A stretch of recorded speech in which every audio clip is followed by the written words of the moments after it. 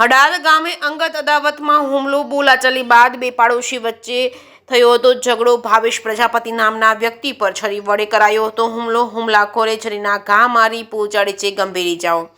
હુમલામાં ગંભીર રીતે ઇજાગ્રસ્ત ભાવેશ પ્રજાપતિને પાલનપુર હોસ્પિટલ ખાતે સારવાર માટે ખસેડવામાં આવ્યો હતો। ઘટના લઈને હળાદ પોલીસને કરાઈ હતી જાણ। પોલીસે ઘટનાસ્થળે પહોંચી તપાસ હાથ ધરી છે। હુમલો કરનાર ઇસમો સામે કડક કાર્યવાહી કરવામાં આવે તેવી ભોગ બનનાર પરિવારજનોની માંગ છે। જે કેસની ગુજરાતી સાથે ભરત ઠક્કર ડીસા।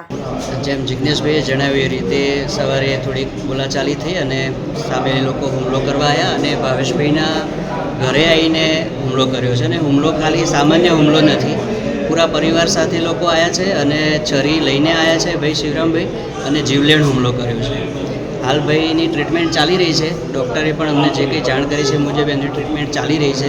પણ આ હુમલો લગભગ કેટલાય ઘા મારેલા છે, અહીંયા પેટના ભાગે છે, હાથના ભાગે છે, બહુ જ ક્રિટિકલ કન્ડિશન છે હાલ। એટલે હું માનનીય ગૃહમંત્રી સાહેબ શ્રી આપણા હર્ષભાઈ સંઘવી સાહેબશ્રીને હું વિનંતી કરવા માગું છું બે હાથ જોડીને કે આપશ્રીનું જે અભિયાન ચાલી રહ્યું છે કે અસામાજિક તત્વોને ડામવા માટેની જે પ્રક્રિયા ચાલી રહી છે, અત્યારે 100 કલાકનું તમે અલ્ટિમેટમ આપેલું છે ને એ 100 કલાકના અલ્ટિમેટમમાં આવા અસામાજિક તત્વોને પકડવાનું અભિયાન ચાલી રહ્યું છે, છતાં આ વ્યક્તિ આવું સાહસ કરે છે તો આ કેટલી હદે આગળના બાળકો છે, નવી જનરેશન છે, એ પણ આમાંથી કદાચ પ્રેરણા લે અને ખોટા પગલાં ભરે તો એવું ન થાય તો અમારા હળાદ ગામમાં વર્ષોથી શાંતિ છે। ક્યારેય આવો ઇતિહાસમાં કોઈ આવો બનાવ બન્યો નથી। ગમે એટલા ઝઘડા થયા હશે કે કંઈ પણ હશે, પણ આ ચલાવી લેવાય એમ નથી। કડકમાં કડક સજા એમના પર થાય અને એવી અમારી માગણી છે।